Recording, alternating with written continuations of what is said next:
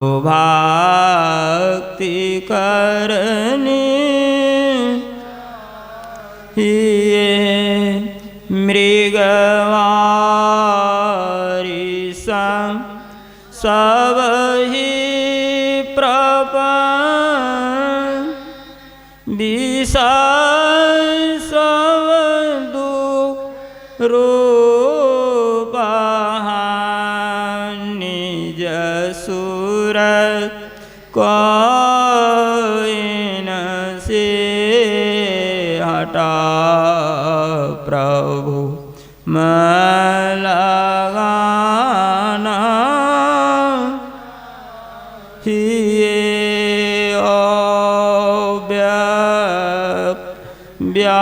व्यापक पर जो राज ते सब पर उस अजनादि अनंत प्रभु में प्रेम करना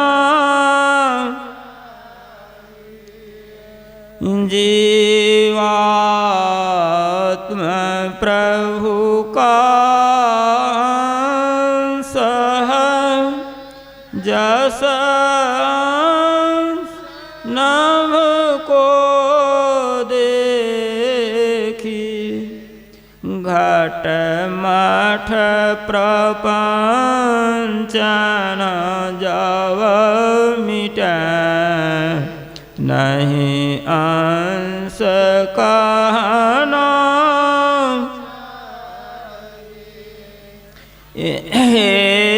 प्रकृति द्वय उत्पत्ति लय होवा प्रभु की मौज से ये अनाद्या स्वयं हर गिजन कहना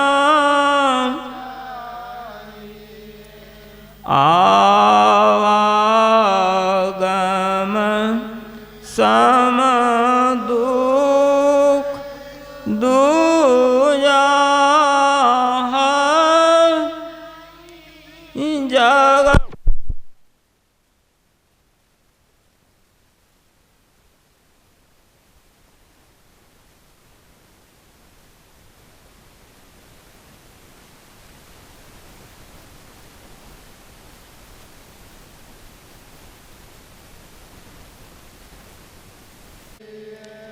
घटतम प्रकाश ओ शब्द पटत्र जीव पर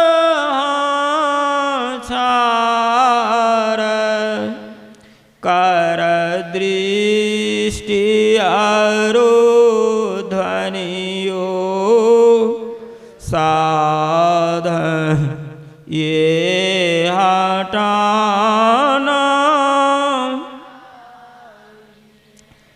इनके हटे माया हटेगी प्रभु से होगी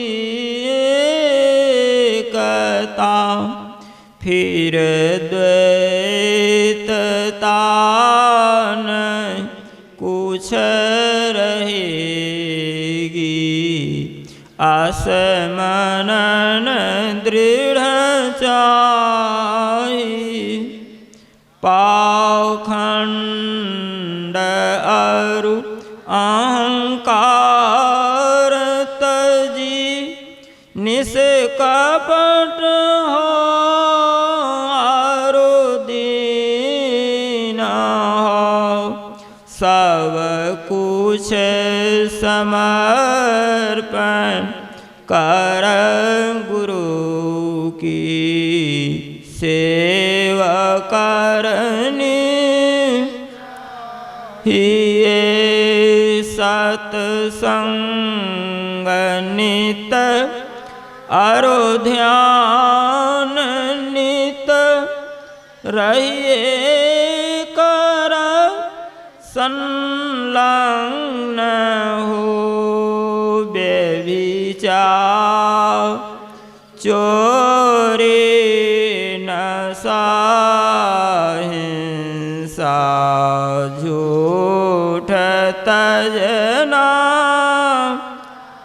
हिये सब संत मत सिद्धांत सब संत दृढ़ कर दिए इन अमल थिरे सिद्धांत को दृढ़ याद रखना यह सार है सिद्धांत सबका सत्य गुरु को सेवा महीना हो कुछ यही बिना गुरु सेवा करनी चाहिए। श्री सद्गुरु की सार शिक्षा याद रखनी चाहिए। अति अटल श्रद्धा प्रेम से गुरु भक्ति करनी चाहिए। शांति स्थिरता व निश्चलता को कहते हैं। शांति को जो प्राप्त कर लेते हैं संत कहलाते। संतों के मत व धर्म को संत मत कहते हैं। शांति प्राप्त करने का प्रेरण मनुष्यों के हृदय में स्वाभाविक ही है। प्राचीन काल में ऋषियों ने इसी प्रेरण से प्रेरित होकर इसकी पूरी खोज की और इसकी प्राप्ति के विचारों को उपनिषदों में वर्णन किया। इन्हीं विचारों से मिलते हुए विचारों को कबीर साहब और गुरु नानक साहब आदि संतों ने भी भारत और पंजाबी आदि भाषाओं में सर्वसाधारण के उपकारार्थ वर्णन किया। इन विचारों को ही संत मत कहते हैं। परंतु संत मत की मूल भित्ति तो उपनिषद के वाक्यों को ही मानने पड़ते हैं, क्योंकि जिस ऊंचे ज्ञान का तथा उस ज्ञान के पद तक पहुँचाने के जिस विशेष साधन नादानुसंधान अर्थात सुरत शब्द योग का गौरव संत मत को है, वे तो अति प्राचीन काल की इसी भित्ति पर अंकित होकर जगमगा रहे हैं।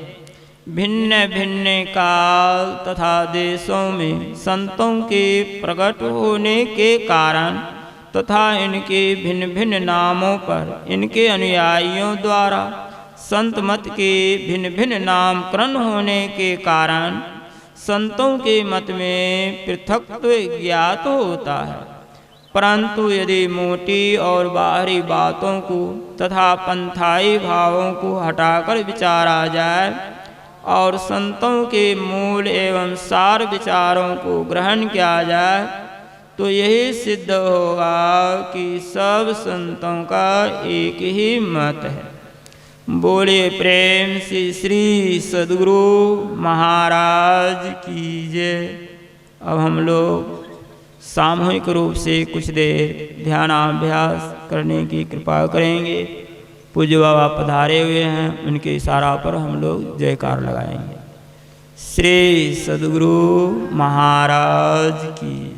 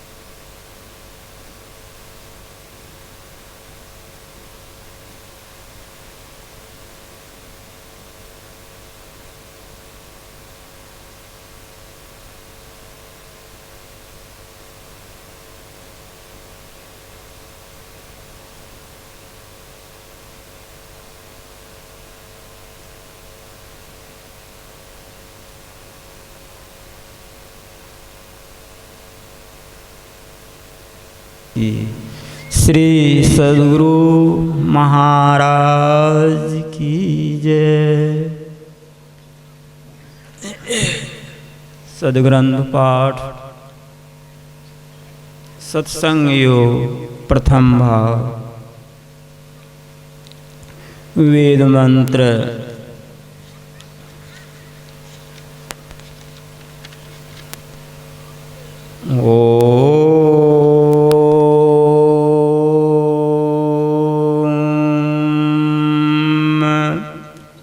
युञ्जानः प्रथमं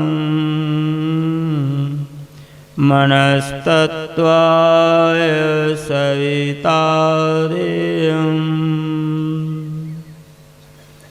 अग्निर्ज्योतिर्निचाय पृथिव्यान्ध्याभरत।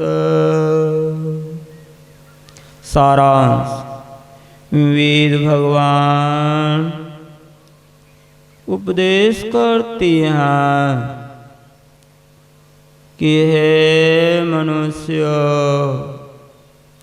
जगत प्रसव करता ईश्वर का तत्व ज्ञान प्राप्त करने के लिए पहले बुद्धि योग और मानस योग तथा अग्नि की ज्योतियों का योग कर योग की इस दृढ़ भूमि को अपने अंदर अच्छी प्रकार धारण करें।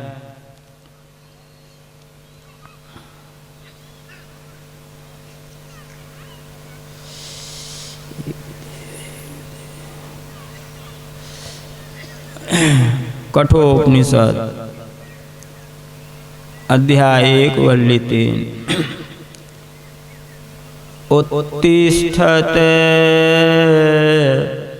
जाग्रते प्राप्यवराणि बोधत क्षुरस्य धारा निशिता दुरतया दुर्गम पथस्ते कवयो वदन्ति।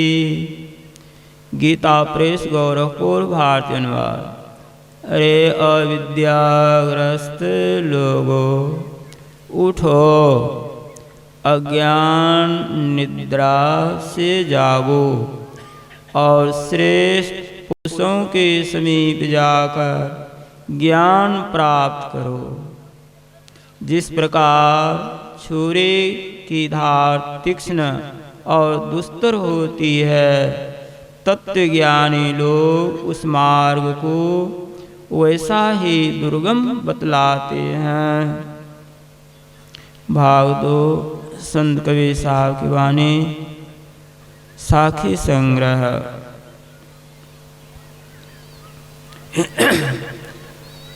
संगति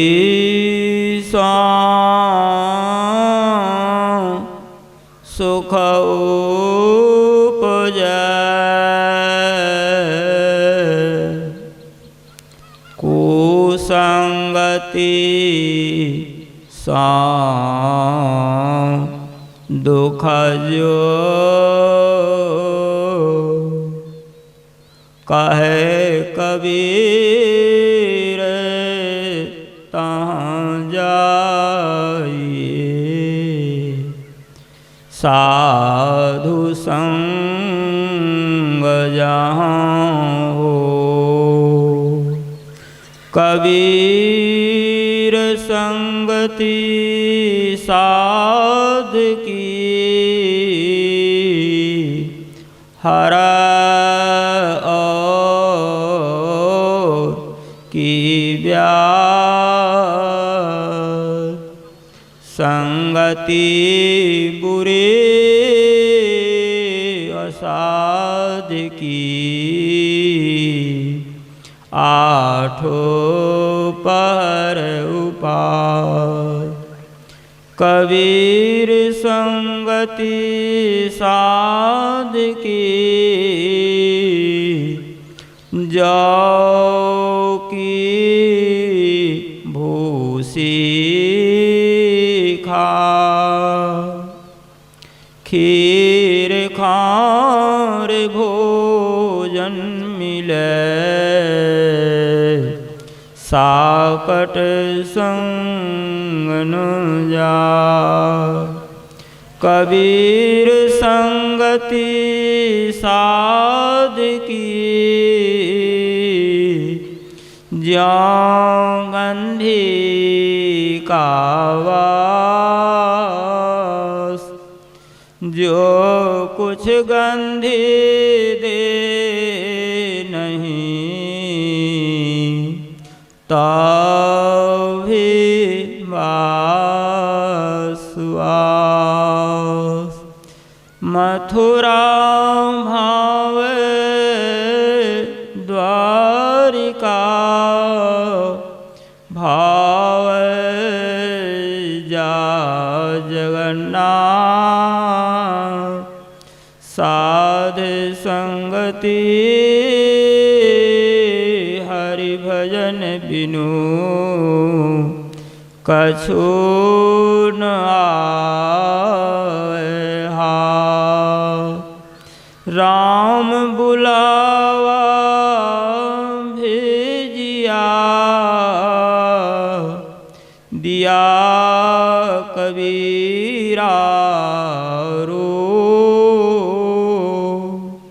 जो सुख साधु संग में, सो बैकुंठन हो। जो सुख साधु संग में, सो बैकुंठन हो। परमाराध्य सद्गुरु महर्षि में परमहंस जी महाराज की वाणी। नित्य प्रति सत्संग कर ले प्यारा, तेरा कार्य सरे सारा। नित्य प्रति सत्संग कर ले प्यारा, तेरा कार सरे सारा। सारे कार को निर्णय करके धर चेतन धारा। सारे कार्य को निर्णय करके धर चेतन धारा, तेरा कार्य सरे सा। धर चेतन धारा पिंड के पारा, दसम द्वारे का।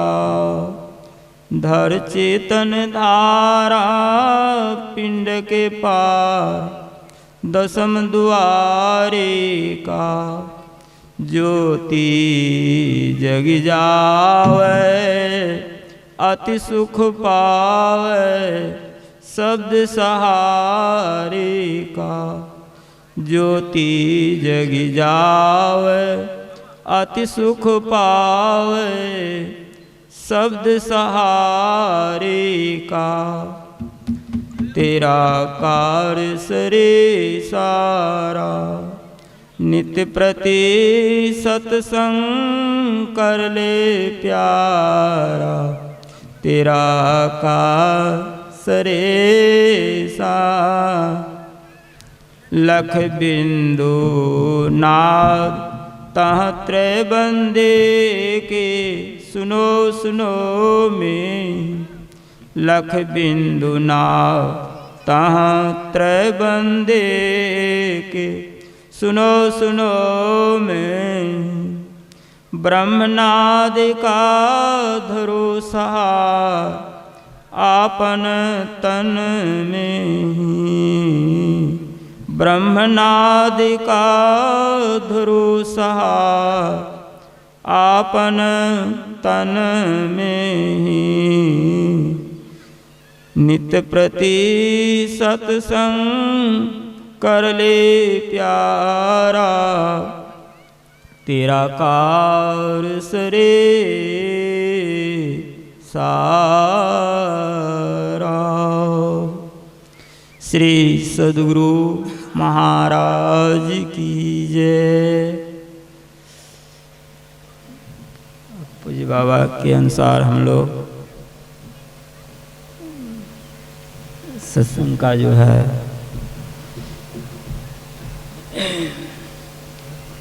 सुचारू रूप से कार्य करेंगे उनके आदेशानुसार।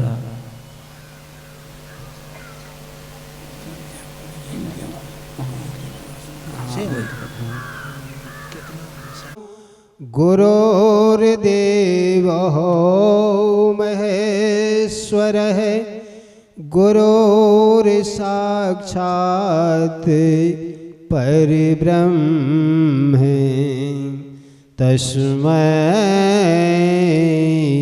श्री गुरुवे नमः। अव्यक्त रूप में गुरु महाराज को कोटि कोटि नमन एवं मंचासीन पूज्य बाबा सब लोगों को कोटि कोटि नमन एवं मुद मंगलमय साधु समाज को बार बार प्रणाम करता हूँ। एक बार की बात है कि हमारे नारद भगवान गए हुए थे विष्णु लोक को।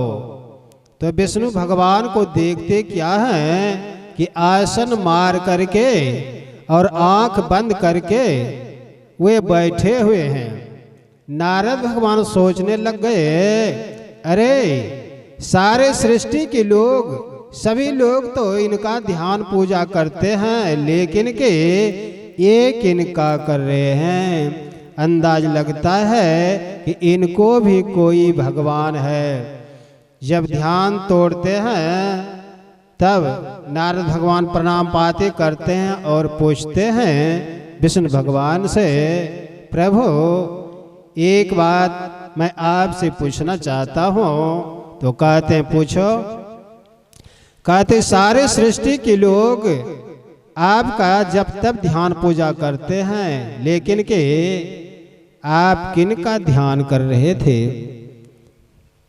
यही बताइए।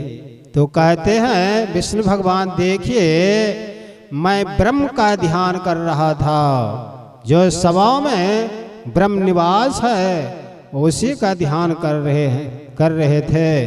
तो कहते यह कैसे जाना जा सकता है, यह हमको भी बतला दीजिए। तो कहते हैं यह जहाँ की साधु महात्मा लोग सत्संग करते हैं वहीं पर यह बताया जाता है।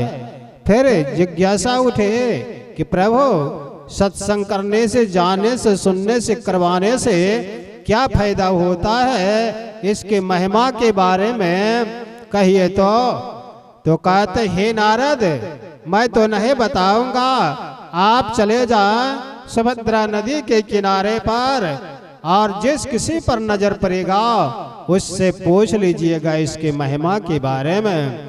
अब नारद भगवान जाते हैं सुभद्रा नदी के किनारे पर, खड़े हो जाते हैं बट वृक्ष के निकट। बहुत देर हो गया, किसी से भेंट मुलाकात नहीं हुआ। ऊपर की तरफ जब देखते हैं तो एक बगुला बैठा हुआ था। बगुला से पूछते हैं कि अय बगुलो, सत्संग करने से, जानने से, सुनने से क्या फायदा होता है, इसके महिमा के बारे में कहो। तो जैसे ही सत्संग शब्द सुना ऐसे वहां से बगुला गिरा और मृत्यु हो गया, जवाब नहीं मिल पाया। पुनः नारद भगवान विष्णु लोक को जाते हैं और कहते प्रभु जवाब तो नहीं मिल पाया, इसलिए इसकी महिमा के बारे में कहने की कृपा की जाए। फिर विष्णु भगवान कहते हैं नारद भगवान को, हे नारद मैं तो नहीं बताऊंगा, आप चले जाए फिर उसी जगह जिस किसी पर नजर पड़ेगा पूछ लीजिएगा। पुनः नारद भगवान जाते हैं वहीं पर और बहुत देर हो गया, किसी से मुलाकात नहीं हुआ। जब ऊपर की तरफ देखते हैं तो एक हंस बैठा हुआ था उस दिन।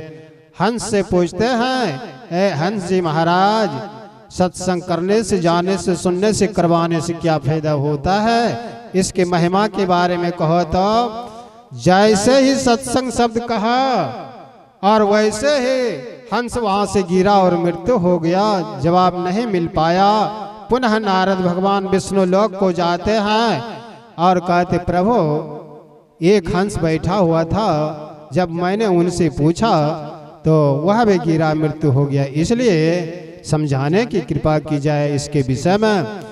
विष्णु भगवान कहते हैं हे नारद मैं तो नहीं बताऊंगा, आप चले जाएं अमुक बस्ते, वहाँ एक ग्वाल है, उसको गाय बछरू दिया होगा, उससे पूछ लीजिएगा। जाते हैं नारद भगवान और कहते हैं उस ग्वाल से कि इस बछड़ों से थोड़ा बातचीत करना है। कहते बाबा या इससे बातचीत क्या कीजिएगा, तो आपकी व्यवस्था में जाता हूँ, गांव लाने के लिए कुछ जलपान उलपान, उधर जाते हैं, इधर पूछते हैं बछड़ों से, ऐ बछड़ो सत्संग करने से, सुनने से, जाने से, करवाने से क्या फायदा होता है, इसकी महिमा के बारे में कहो। तो जैसे ही सत्संग शब्द सुना बछड़ा का भी मृत्यु हो जाता है। अब तो नारद भगवान वहां से 9-2-11 होते हैं जल्दीबाजी में, पुनः जाते हैं विष्णु लोक, कहते प्रभु उसका भी मृत्यु हो गया, इसलिए इसकी महिमा के बारे में कहने की कृपा की जाए। विष्णु भगवान कहते हैं हे नारद मैं तो नहीं बताऊंगा, आप चले जाए अमुक बस्ती, एक राजा साहब के यहाँ, वही उसको लड़का जन्म हुआ है, उससे पूछ लीजिएगा, इसके महिमा के बारे में वही बताएंगे। अब जाते हैं नारद भगवान उस राजा साहब के पास। जी राजा साहब ने खातिर की आदर सत्कार करते हैं और कहते हैं कि वो लड़का जन्म हुआ है, आपको सुनने में आया है, उससे कुछ बातचीत हमको करना है। कहते बाबा वो तो बच्चा है, अभी नहीं बोल पाता है। कहते फिर भी मैं उससे कुछ बातचीत करूंगा। उस रूम से सभी को निकाल दीजिए। निकाल दिया गया। नारद भगवान जाते हैं और पूछते हैं, अय लड़का, अरे सत्संग करने से, जाने से, सुनने से, करवाने से क्या फायदा होता है? इसके महिमा के बारे में कहो। तो जैसे ही सत्संग शब्द सुना, ऐसे ही लड़का कुछ सयाना हो जाता है, बड़ा हो जाता है और कहते हैं, महाराज बाबा, अभी भी आपको जानकारी नहीं हुआ है,